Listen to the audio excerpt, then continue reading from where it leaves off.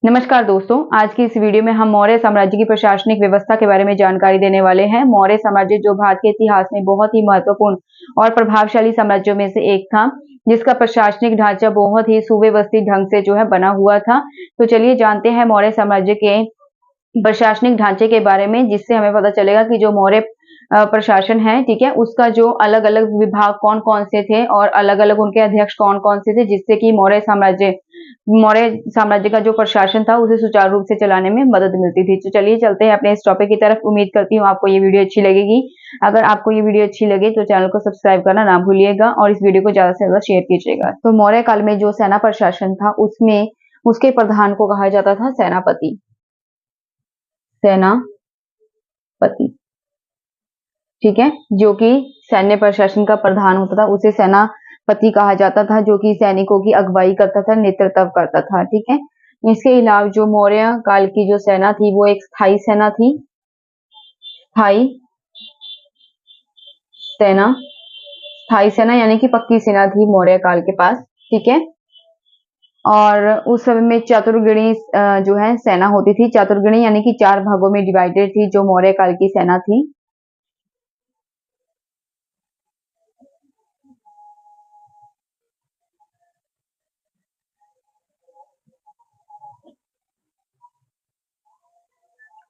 मौर्य काल की जो सेना थी अकॉर्डिंग टू पिलनी, यानी पिलनी के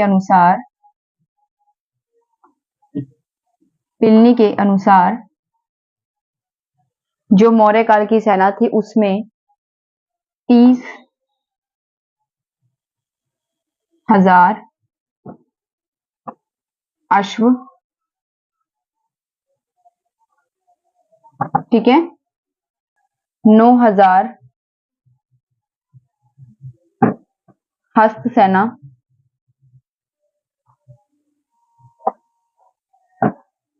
800 रथ सेना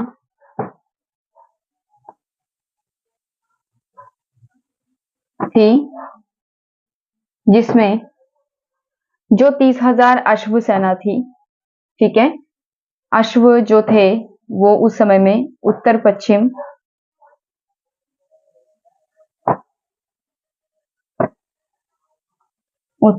में कंबोज से मंगाए जाते थे। और जो हस्त हस्त का मतलब होता है हाथी, ठीक है, उस समय में जो हाथी थे कलिंग से मंगाए जाते थे। कलिंग जो है हाथियों के लिए बहुत ज्यादा प्रसिद्ध था।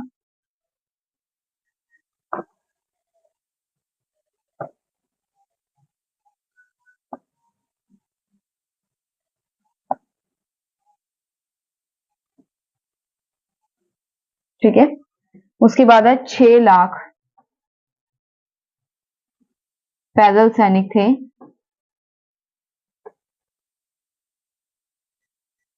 ठीक है, इसको आगे कई भागों में बांटा हुआ था।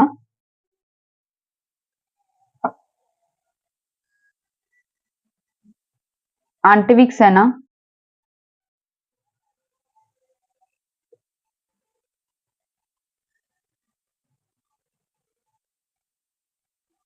भूतक बल सेना,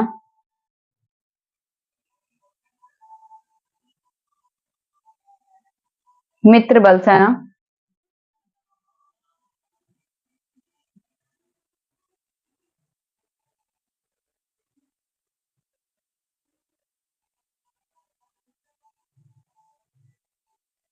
श्रेणी बल सेना।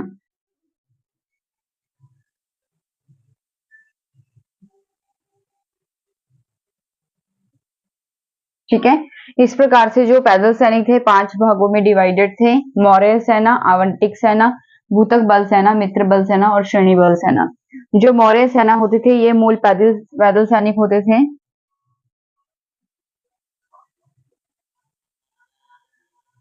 मूल पैदल सैनिक, ठीक है। उसके पश्चात जो आवंटिक सेना होती थी, आवंटिक सेना जो थी वह वन्य जाति से बनी सेना होती थी। और जो भूतक बल सेना होती थी ये किराए पर ली गई सेना होती थी। जिसका कर जो है राज्य चुकाता था।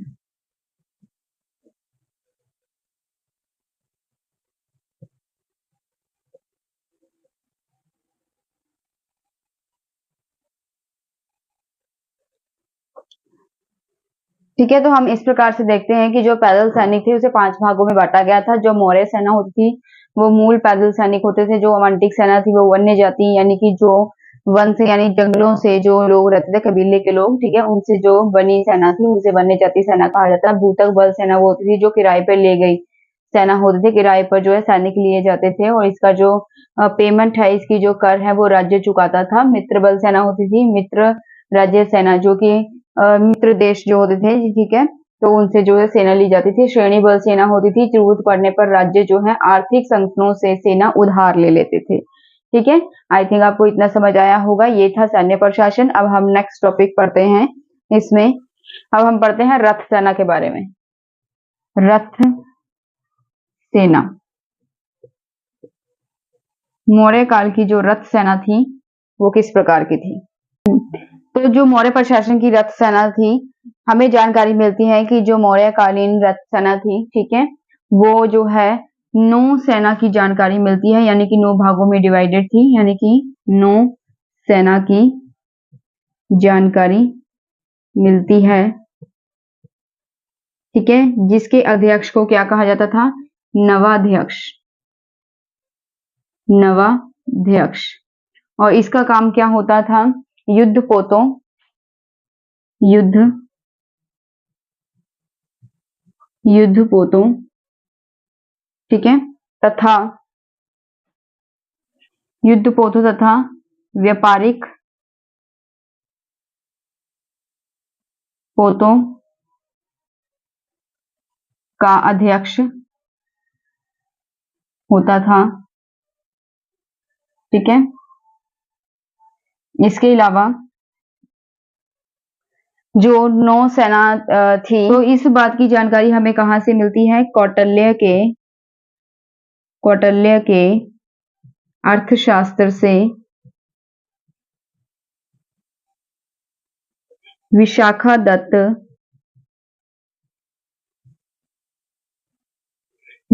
दत्त के मुद्रा राक्षस से।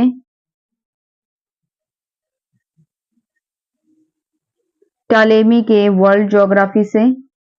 टालेमी के वर्ल्ड ज्योग्राफी से, ठीक है, और मैक्सनीज की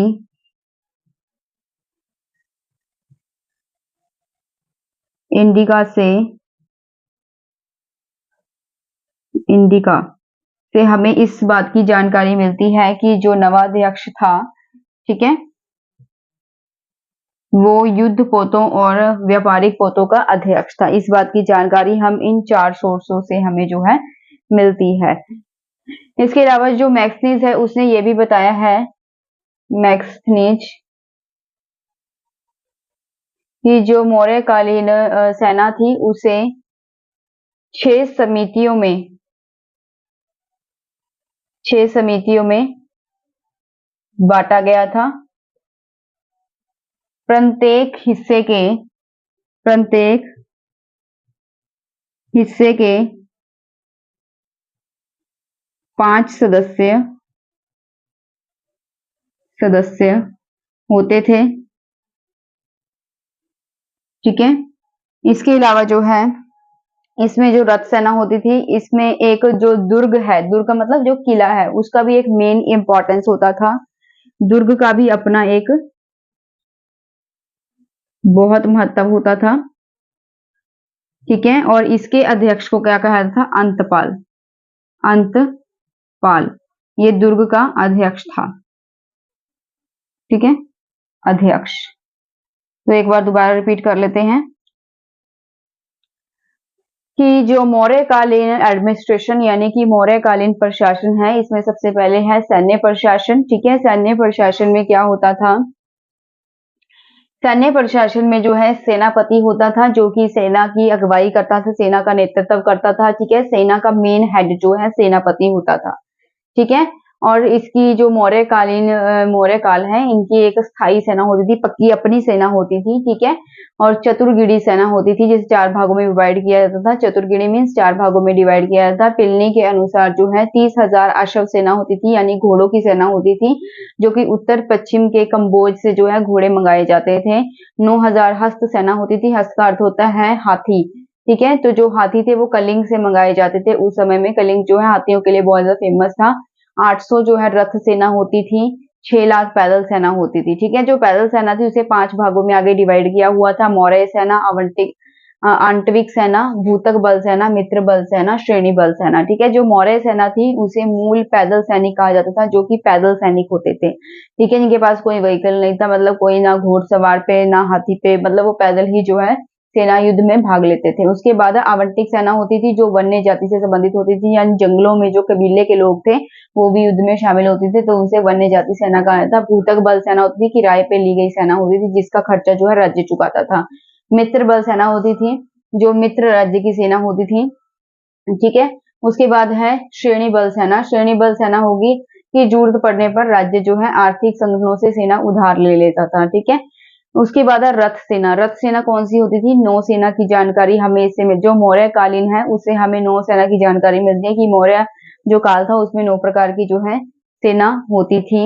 इसके अध्यक्ष को नवाध्यक्ष कहा जाता था, जिसका काम युद्ध पोतों और जो है व्यापारिक पोतों का अध्यक्ष होता था ये। ठीक है, इस बात की जानकारी हमें कहाँ से मिलती है? कौटिल्य के अर्थशास्त्र से, विशाखादत्त के मुद्रा राक्षस से, टालेमी के वर्ल्ड ज्योग्राफी से, मैक्सनीज की इंडिका से। ठीक है, तो इन्होंने जो जो भी लेख लिखे उनसे हमें इस बात की जानकारी मिलती है कि जो नवाध्यक्ष है, ठीक है, वो युद्ध पोतों का और व्यापारिक पोतों का अध्यक्ष होता था। ठीक है, और जो मैक्सनीज है उसने भी कहा है कि मैक्सनीज के अकॉर्डिंग जो है 6 प्रकार की समितियों में बांटा गया था, जो कि रथ सेना होती थी। प्रत्येक हिस्से के 5-5 सदस्य होते थे, और दुर्ग का भी एक यानी किले का भी एक अपना ही इंपॉर्टेंस होता था उस समय में, और दुर्ग का जो अध्यक्ष था उसे अंतपाल कहा जाता था।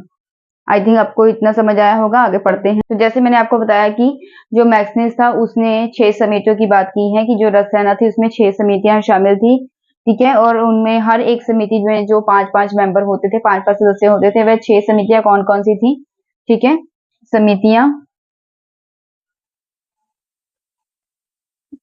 और उनके कार्य, समितियां और उनके कार्य। ठीक है, जो 6 समितियां थी उनमें जो है प्रथम समिति,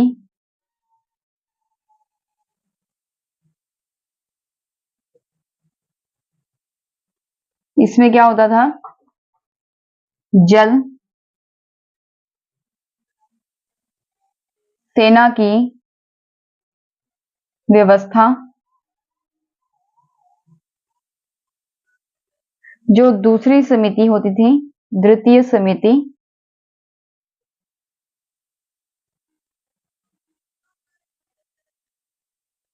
रसद, यातायात,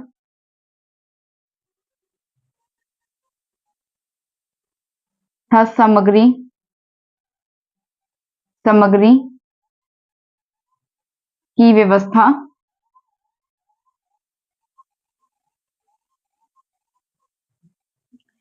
तृतीय समिति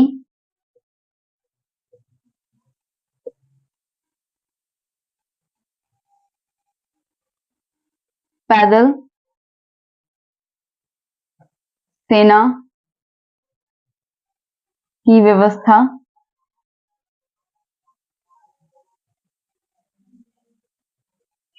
चतुर्थ समिति,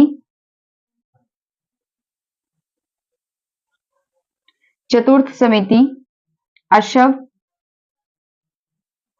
सेना की व्यवस्था,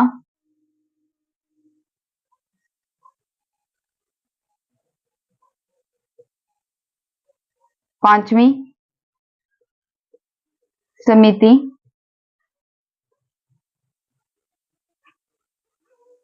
हाथी सेना की व्यवस्था, और जो छठी समिति थी रथ सेना की व्यवस्था।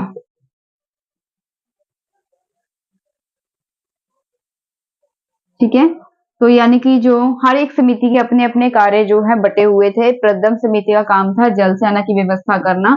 ठीक है, जो सेना जो है जल के द्वारा यानी पानी के द्वारा आनी थी उसकी व्यवस्था करना, उसका अरेंजमेंट करना। जो द्वितीय समिति यानी कि दूसरी समिति होती थी उसका काम होता था रसद, यातायात और सामग्री की व्यवस्था, यानी युद्ध में जितना भी रसद लगेगा, राशन पानी लगेगा, जितनी भी सामग्री लगेगी युद्ध के लिए, हथियार वगैरह जो कुछ भी चाहिए होगा, और यातायात के जो साधन होंगे, घोड़े या कुछ भी यातायात के साधन जो भी जिसके थ्रू मतलब एक सेना जाएगी। ठीक है, तो उन सबका जो है बंदोबस्त करना, व्यवस्था करना द्वितीय समिति का काम होता था। तृतीय समिति यानी कि तीसरी समिति का काम होता था पैदल सेना की व्यवस्था करना। ठीक है, जो पैदल सैनिक जाएंगे उनकी व्यवस्था करना, किस प्रकार से जाएंगे। चतुर्थ समिति यानी चौथी समिति का काम होता था अश्व सेना की व्यवस्था करना, जो घोड़े वाली सेना होती थी उसकी व्यवस्था करना। ठीक है, उसके बाद जो पांचवी समिति थी इसका काम क्या था, हाथी सेना की व्यवस्था करना। जो सैनिक जो है हाथियों पे जाएंगे लड़ने के लिए उनकी व्यवस्था करना, उनका अरेंजमेंट करना। छठी समिति यानी कि जो छठवीं समिति थी उनका काम क्या था, रथ सेना की व्यवस्था करना। जो सैनिक जो है रथ के द्वारा युद्ध लड़ेंगे उनके अरेंजमेंट करना, उनकी सेना का ये काम होता था। ठीक है, हर एक जो है समिति के अपने अपने कार्य जो है बटे हुए थे। अब बात करते हैं न्याय प्रशासन की। न्याय प्रशासन, न्याय प्रशासन किस प्रकार का था मौर्य काल में। मौर्य काल में जो न्याय प्रशासन था उसमें जो शासक वर्ग थे, जो राजा होते थे, वह खुद ही जो है फैसला सुनाते थे। ठीक है, यानी वे खुद ही न्यायाधीश थे। न्यायाधीश किसको कहते हैं, जज को कहते हैं, जो फैसला सुनाते हैं। आजकल तो जैसे कोर्ट्स होती है, अदालत होती है, इसमें जज जो है फैसला सुनाता है, मुकदमा चलता है। ठीक है, लेकिन उस टाइम में जो शासक वर्ग होते थे, राजा होते थे, वह खुद ही एक सरकार होते थे, वह खुद ही न्यायाधीश होते थे, जज होते थे, जो कि फैसला सुनाते थे। ठीक है, तो शासक वर्ग न्यायाधीश। ठीक है, वे खुद ही न्यायाधीश होते थे, लेकिन इसके अलावा भी दो प्रकार की अदालतें थी। ठीक है, वह दो प्रकार की अदालतें कौन कौन सी थी।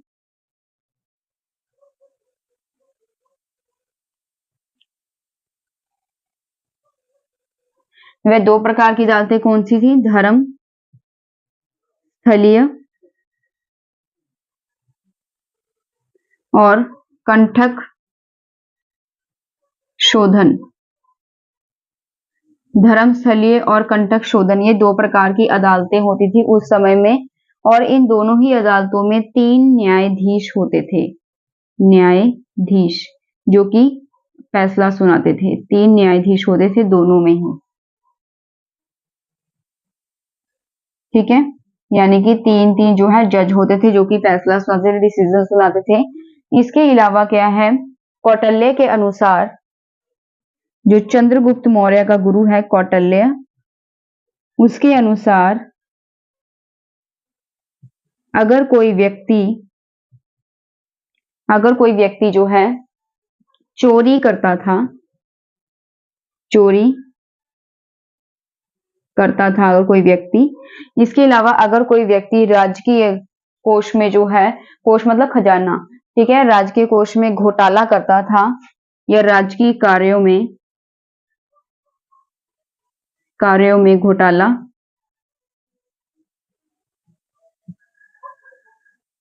ठीक है, या फिर कोई जो है मजदूर व्यक्ति है, कारीगर व्यक्ति है, उसके अंग को, किसी भी अंग को क्षति पहुंचाता था, नुकसान पहुंचाता था,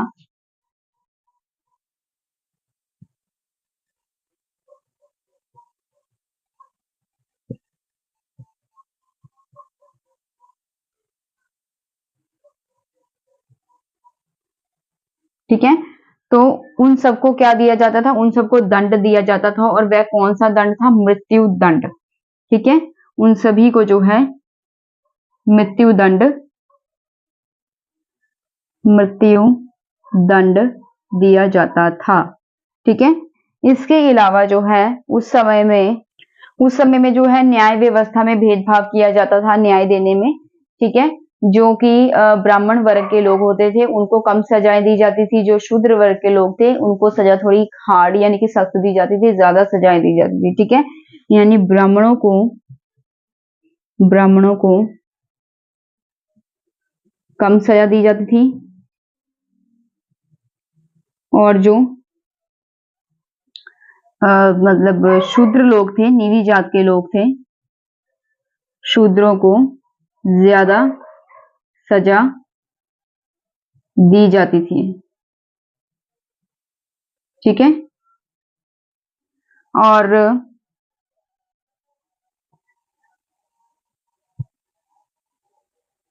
यानी न्याय व्यवस्था में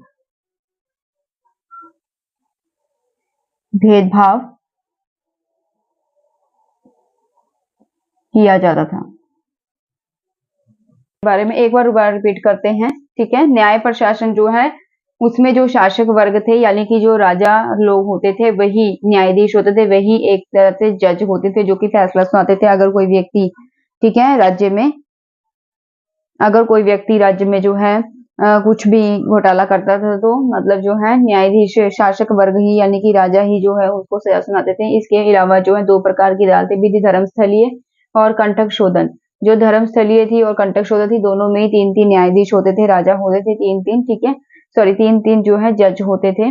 ठीक है, दोनों ही अदालतों में। इसके अलावा कौटिल्य के अनुसार चोरी, अगर कोई व्यक्ति चोरी करता था, राज के कार्यों में घोटाला करता था या फिर कारीगरों के अंगों को नुकसान पहुंचाता था तो उसे मृत्यु दंड दिया जाता था। ब्राह्मणों को कम सजा दी जाती थी और शूद्रों को ज्यादा सजा दी जाती थी, यानी कि न्याय व्यवस्था में भेदभाव किया जाता था। ठीक है, आगे बढ़ते हैं हम गुप्तचर व्यवस्था के बारे में कि गुप्तचर व्यवस्था किस प्रकार की थी। अब बात करते हैं गुप्तचर व्यवस्था की। जो मौर्य काल की गुप्तचर व्यवस्था थी वो किस प्रकार की थी। ठीक है, जो मौर्य काल की गुप्तचर व्यवस्था थी, ठीक है, गुप्तचर के लिए गुप्तचर 3 शब्द का उपयोग भी किया जाता था। चर, स्पर्श तथा गूढ़ पुरुष। ठीक है, तो यानी 3 शब्दों का इस्तेमाल किया गया था गुप्तचर शब्द के लिए, और ये है कौटिल्य के अर्थशास्त्र के अनुसार। ठीक है,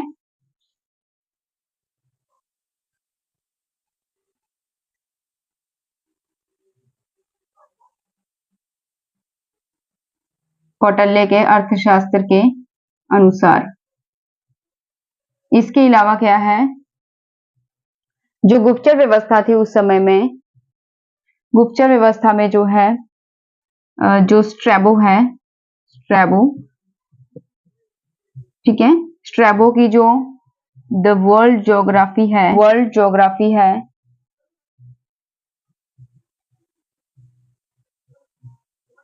उसमें जो है गुप्तचर के लिए, स्ट्रैबो की वर्ल्ड ज्योग्राफी में गुप्तचर के लिए जो है इंस्पेक्टर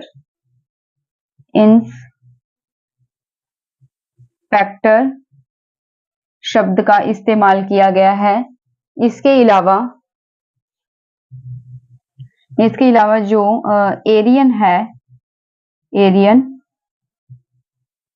ठीक है, एरियन की जो इंडिका है, एरियन की इंडिका, उसमें गुप्तचर के लिए ओवरसियर्स शब्द का इस्तेमाल किया गया है। ठीक है, साथ ही जो गुप्तचर विभाग का जो अधिकारी होता था, ठीक है, गुप्तचर विभाग का अधिकारी उसे कहा जाता था गुप्तचर विभाग का अध्यक्ष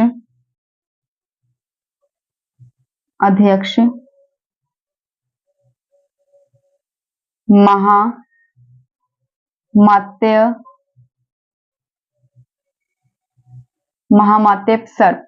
ठीक है, गुप्तचर विभाग के अधिकारी को महामात्य सर्प कहा जाता था। इसके अलावा जो गुप्तचर है वो भी अलग अलग तरह के होते थे। ठीक है, जो गुप्तचर जो है, टाइप्स ऑफ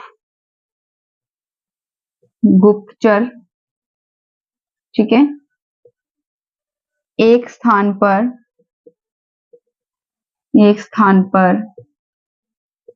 टिककर गुप्तचरी करने वालों को क्या कहा जाता था? संस्था। जो देश के बाहर गुप्तचरी करते थे, ठीक है, और जहां पर भी वे गुप्तचरी करते थे देश के बाहर, वहां पर समस्या उत्पन्न करते थे, समस्या उत्पन्न करते थे, ठीक है, उनको क्या कहा जाता था? गूढ़ पुरुष। गूढ़ पुरुष, ठीक है, ये वाले गूढ़ पुरुष जो देश के अंदर ही गुप्तचरी करते थे, आंतरिक भागों में,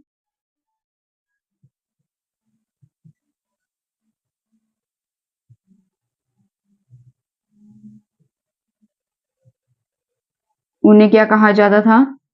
स्पर्श और चर।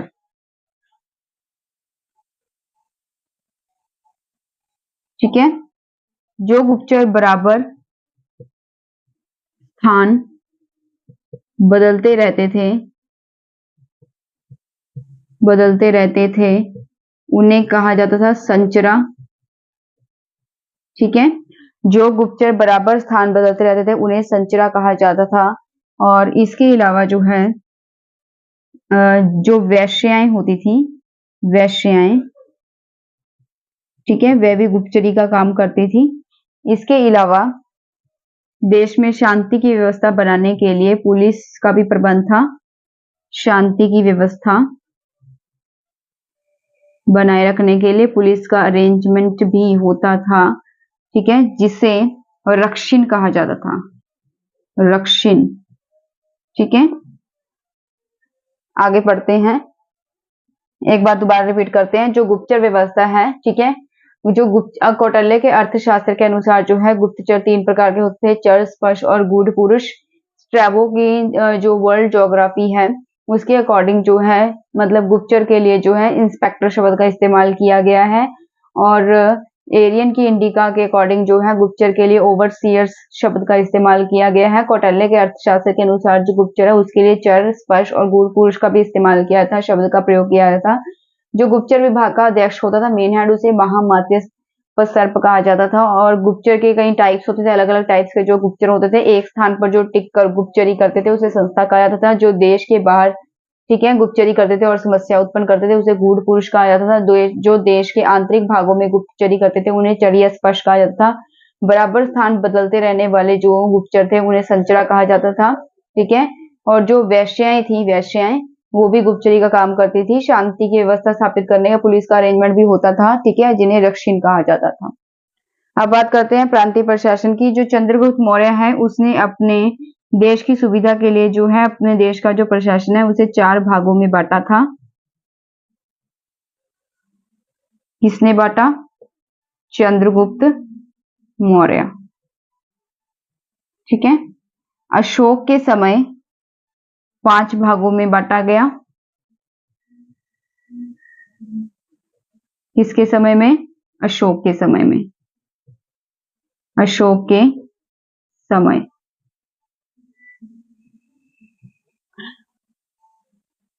पांचवा भाग कौन सा था? कलिंग। कलिंग। अब यहां पे हम लिखेंगे प्रांतों के नाम, ठीक है, और उनकी राजधानियों के नाम। प्रांत और राजधानी, ठीक है, जो कि प्रांतीय प्रशासन के साथ ही अटैच्ड हैं। ठीक है, तो जो प्रांतीय प्रशासन के साथ ही अटैच्ड है, यहाँ पे प्रांत और यहाँ पर राजधानी। अवंती, रठ, उज्जैनी, दक्षिणापंथ,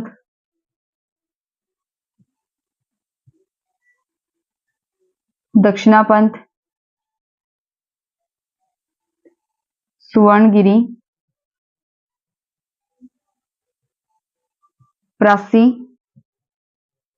पाटलिपुत्र,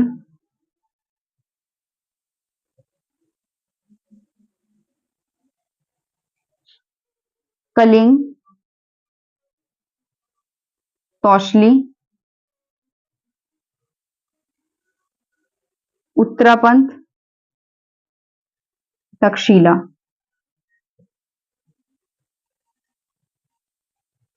ठीक है, उस समय में जो गुप्तचर थे, जो प्रांतीय उस समय में जो प्रांतीय प्रशासन था 4 भागों में बटा हुआ था। चंद्रगुप्त मौर्य के समय में चंद्रगुप्त मौर्य ने अपने प्रशासन को सही ढंग से चलाने के लिए इसे 4 भागों में डिवाइड किया था। अशोक के समय में जो है इसे 5 भागों में बांटा गया। जो 5वां भाग था वह कलिंग था। ठीक है, अब यहाँ पर ये प्रांत है और इनकी राजधानी है अवंती। रट की राजधानी की क्या थी? उज्जैनी। दक्षिणापंथ की राजधानी सुवर्णगिरी, प्रासी की राजधानी पाटलिपुत्र, कलिंग की राजधानी तौशली, उत्तरापंथ की जो राजधानी है वो है तक्षशिला। ठीक है, नेक्स्ट बात करते हैं मंडल तथा जिला प्रशासन।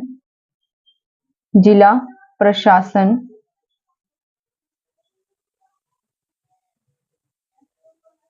मौर्य साम्राज्य को आगे जो है प्रांतों में विभाजित किया गया था, फिर प्रांतों को मंडलों में विभाजित किया था, फिर आगे मंडलों को जनपद में या आहार में जो है विभाजित किया गया था। ठीक है, तो जो मौर्य साम्राज्य था, ठीक है, उसमें जो मंडल था, जिला प्रशासन होता था मौर्य साम्राज्य को पहले प्रांतों में बांटा गया था,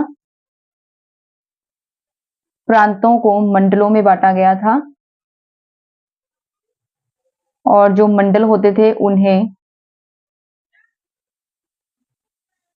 जनपद में बांटा गया था। जो मंडल था इसके प्रधान को कहा जाता था प्रदेष्ठा। प्रदेष्ठा।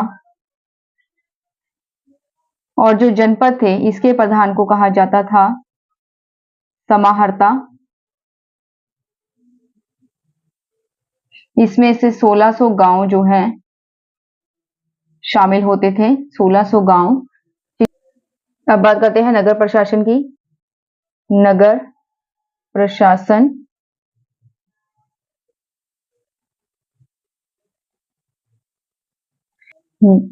जो नगर प्रशासन है, नगर प्रशासन जो है इसमें नगर में एक सभा होती थी जिसके प्रधान को नागरक कहा जाता था। ठीक है, और इसके अलावा जो नगर प्रशासन था, ठीक है, अर्थशास्त्र, जो कौटिल्य का अर्थशास्त्र है, ठीक है, और जो मैक्सनीज है, मैक्सनीज, उसकी इंडिका पुस्तक के अकॉर्डिंग जो है नगर में एक सभा होती थी जिसके प्रधान को नागरक कहा जाता था। अब जो मैक्सनीज है उसकी इंडिका के अकॉर्डिंग, मैक्सनीज की इंडिका के अकॉर्डिंग क्या है कि जो नगर के नागरिक, नगर के अधिकारी थे, नगर के अधिकारी, उसको एस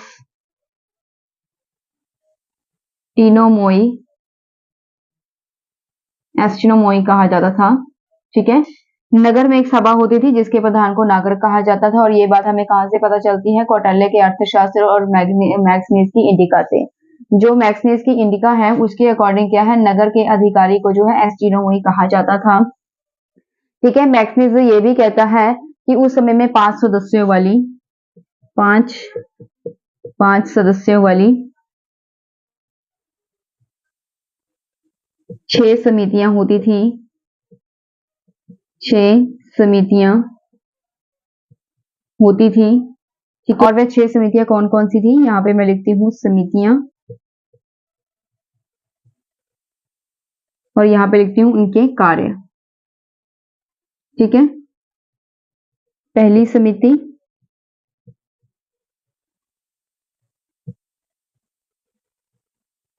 दूसरी समिति,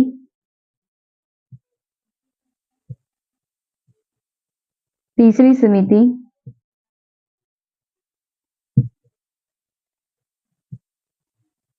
चौथी समिति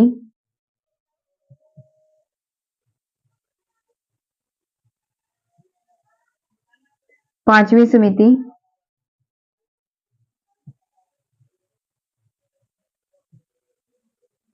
छठवीं समिति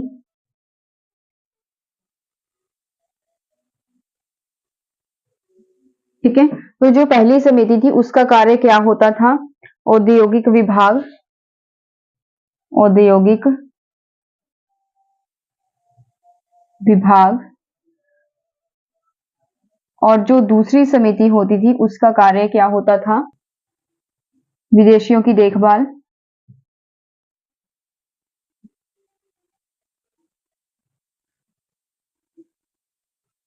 जो तीसरी समिति थी उसका कार्य क्या होता था? जनगणना, जन्म मृत्यु का पंजीकरण। चौथी समिति का कार्य होता था व्यापार वाणिज्य। पांचवी समिति का कार्य होता था कालाबाजारी। और छठी समिति का कार्य होता था बिक्री कर। ठीक है। इस प्रकार से ये जो है 6 समितियां थी। पहली समिति का कार्य होता था औद्योगिक विभाग से रिलेटेड होता था। उद्योग का मतलब होता है कारखाने या फैक्ट्रियां, ठीक है, इनसे रिलेटेड विभाग होता था। दूसरी समितियां जो थी इसका कार्य होता था विदेशियों की देखभाल करना, जो बाहरले मुल्क से या फॉरेन कंट्री से जो लोग आते थे उनकी देखभाल करना। तीसरी समिति जो मतलब विदेशी यात्री होते थे उनकी देखभाल करना। तीसरी समिति के जो लोग थे, तीसरी जो समिति थी उसका कार्य क्या था? जनगणना या जन्म मृत्यु का पंजीकरण करना, यानी कितने लोगों का जन्म हुआ, कितने लोगों की मृत्यु हुई है, उनकी काउंटिंग करना, यानी कि जनगणना करना। चौथी समिति का कार्य क्या होता था? व्यापार वाणिज्य से रिलेटेड, ठीक है, व्यापार से रिलेटेड, किन किन देशों में ये साथ मौर्य साम्राज्य का व्यापार था, ठीक है, कौन सा सामान डिलीवर होता है, कौन सा सामान जो आता है उससे रिलेटेड। पांचवी समिति का कार्य क्या था? कालाबाजारी, ठीक है। उसके बाद है छठी समिति का कार्य होता था बिक्री कर, ठीक है, जिससे किसी चीज की बिक्री की जाती थी उस पे जो टैक्स लगता था, कर लगता था, उस विभाग से रिलेटेड होता था ये, ठीक है। आगे पढ़ते हैं। अब बात करते हैं स्थानीय प्रशासन की। स्थानीय प्रशासन, जो स्थानीय प्रशासन था, जो ग्राम थी वो सबसे छोटी इकाई थी। ग्राम प्रशासन की सबसे छोटी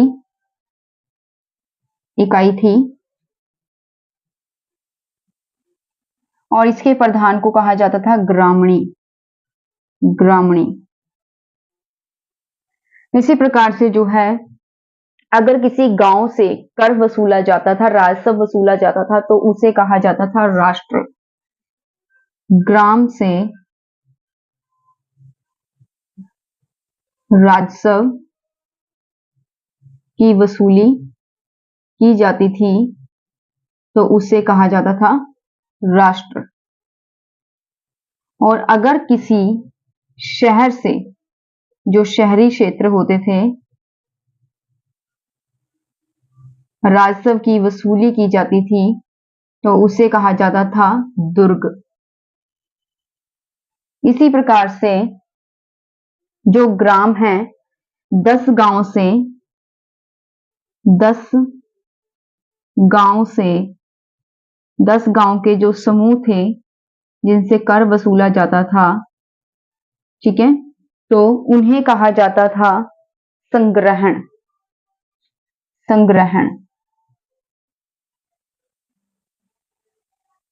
अगर 200 गांव से कर 200 गांव के समूह को कहा जाता था खरवटिक।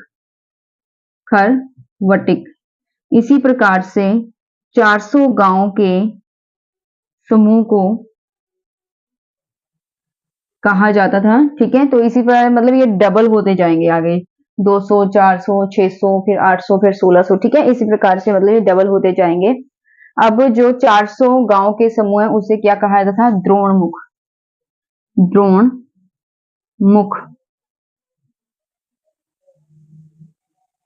जो 800 गांव के समूह हैं जिनसे राजस्व वसूला जाता था उसे कहा जाता था स्थानीय।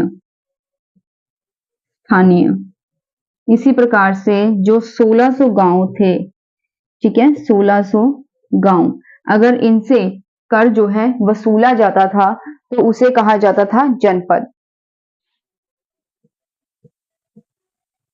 ठीक है, तो इस प्रकार से जो है 10 गांव के समूह को संग्रहण कहा जाता था, 200 गांव के समूह जिनसे कर वसूला जाता था उसे खरवट्टी कहा जाता था, 400 गांव के समूह जिनसे कर वसूला जाता था उसे द्रोणमुख कहा जाता था, 800 गांव के समूह जिनसे कर वसूला जाता था यानी कि राजस्व वसूला जाता था उसे स्थानीय कहा जाता था, 16 गांव के जो है समूह जिनसे राजस्व वसूला जाता था उसे जनपद कहा जाता था। ठीक है, आगे पढ़ते हैं। तो अब बात करते हैं राजकीय प्रशासन की।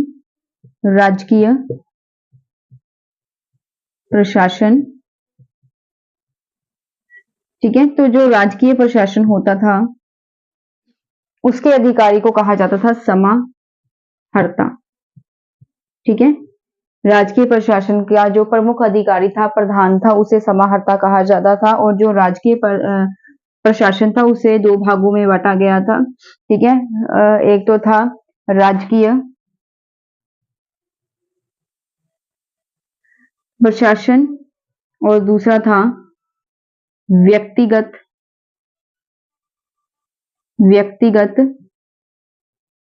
प्रशासन।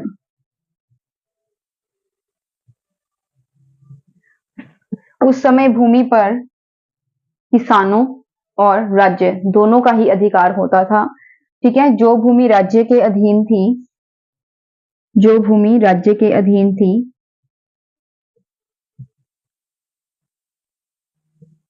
भूमि थी उसे कहा जाता था सीता भूमि। ठीक है, वही राज्य की आय का आमदन होता था। और जो व्यक्तिगत प्रशासन है, इसमें क्या होता था, ये जो भूमि है ये किसानों के अधीन होती थी, किसानों के अधीन। ठीक है, होती थी ये भूमि जिसे व्यक्तिगत प्रशासन कहा जाता था और किसान उस पे खेती करके, ठीक है, मतलब जो राज्य था उसमें राजस्व जो है देते थे। ठीक है, अब बात करते हैं केंद्रीय प्रशासन की। तो जो कौटिल्य था यानी कि चंद्रगुप्त मौर्य का जो गुरु है कौटिल्य, जिसे हम चाणक्य भी कहते हैं, ठीक है, तो कौटिल्य ने जो है मौर्य साम्राज्य को सुचारू रूप से चलाने के लिए उसके जो है 7 अंग नियुक्त किए। ठीक है, यानी कि पूरे साम्राज्य में सप्तांग सिद्धांत का प्रतिपादन किया। सप्तांग सिद्धांत क्या था, यानी कि साम्राज्य के जो है 7 अंग थे जो मिलकर जो है देश का प्रशासन जो है साम्राज्य मौर्य साम्राज्य का प्रशासन चलाते थे। जैसे कि आज भी ऐसा ही होता है। आज भी क्या है कि जो रेल मंत्री है, ठीक है, वो रेल का डिपार्टमेंट संभालता है, जो बजट मंत्री है बजट का डिपार्टमेंट संभालता है, शिक्षा मंत्री है शिक्षा से रिलेटेड जो है विभाग को संभालता है। ठीक है ना, जो वित्त मंत्री है, विदेशी मंत्री है, ठीक है, ये अलग अलग अपने अपने डिपार्टमेंट्स को संभालते हैं क्योंकि कोई भी एक व्यक्ति जो है मतलब अलग अलग जो है विभागों को नहीं चला सकता। इसीलिए क्या है कि अलग अलग विभागों पे अलग अलग अधिकारी को नियुक्त किया जाता है। इसी प्रकार से जो कौटिल्य है उसने जो है मौर्य साम्राज्य में सप्तांग सिद्धांत का प्रतिपादन किया और ये सप्तांग सिद्धांत के अकॉर्डिंग क्या है, जो मौर्य साम्राज्य है उसमें सप्तांग सिद्धांत, ठीक है, का प्रतिपादन किया, जिसके अकॉर्डिंग इसके जो है 7 अंग होते थे। वह 7 अंग कौन कौन से थे? राजा, अमात्य, मित्र, जनपद, कोष, दुर्ग और सेना। ठीक है, और जो कौटिल्य है उसने एक 8वां भाग भी इसमें जो है शामिल किया है। वो 8वां भाग कौन सा है? शत्रु। ठीक है, शत्रु, ये 8वां भाग भी जो है इसमें ऐड किया है। ठीक है, इसके अलावा जो है ये सभी मिलकर क्या है मौर्य साम्राज्य का प्रशासन जो है चलाया करते थे और जो मतलब मौर्य शासक था उसकी मदद करते थे, मौर्य प्रशासन चलाने में हेल्प करते थे। ठीक है, इसके बाद अगर मौर्य प्रशासन में किसी प्रधानमंत्री की या पुरोहित की जो है मतलब अधिकारी को रखा जाता था तो उससे पहले प्रधानमंत्री या फिर पुरोहित को अगर मौर्य साम्राज्य में रखा जाता था। तो सबसे पहले उसका जो है चरित्र का परीक्षण किया जाता था, उसके करैक्टर का जो परीक्षण है वह किया जाता था, और इस परीक्षण को क्या कहा जाता था? उपदा परीक्षण। ठीक है, इसे उपदा परीक्षण के नाम से जाना जाता था। ठीक है, इसके बाद क्या है कि जो मौर्य साम्राज्य था इसमें अलग अलग जो है केंद्रीय जो प्रशासन है इसको अलग अलग विभागों में बांटा गया था। उनके अलग अलग अधिकारी होते थे जो कि अलग अलग डिपार्टमेंट्स को संभालते थे और उनसे रिलेटेड कार्यों को संभालते थे। ठीक है, तो इसे जो है महामात्य, ठीक है, तीर्थ महामात्य में बांटा गया था, जिनकी संख्या 18 थी। ठीक है, जिसमें अलग अलग अधिकारी होते थे और उनके जो कार्य हैं वह मतलब दिए जाते थे। जैसे सेनापति का काम है, सेना का प्रधान होता था, ठीक है, जो सेना की अगुवाई करता था। इस प्रकार से जो है तीर्थ जो महामात्य हैं इनकी संख्या 18 थी, जो कि अलग अलग विभागों को संभालते थे। इसके बाद ही जो है अलग अलग अध्यक्ष होते थे अलग अलग विभागों के, जिनकी संख्या थी 27। तो कौटिल्य जो है पूरी मंत्री परिषद को ही, यानी कि मौर्य साम्राज्य का जो मंत्री परिषद थे, अलग अलग कैटेगरीज के जो मंत्री थे, ठीक है, तो उसे मंत्री परिषद कहा जाता है। तो पूरे मंत्री परिषद को ही राजा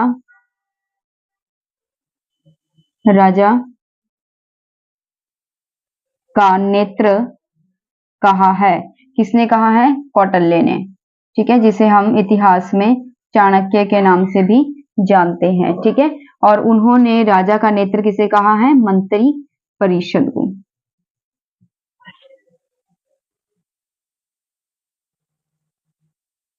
आपको ये वीडियो कैसी लगी है मुझे कमेंट सेक्शन में जरूर लिखिएगा, और अगर आपको ये वीडियो अच्छी लगी है तो मेरे चैनल को सब्सक्राइब कीजिए, लाइक कीजिए और ज्यादा से ज्यादा शेयर कीजिए। तो चलिए मिलते हैं नेक्स्ट वीडियो में किसी नेक्स्ट टॉपिक के साथ। नमस्कार।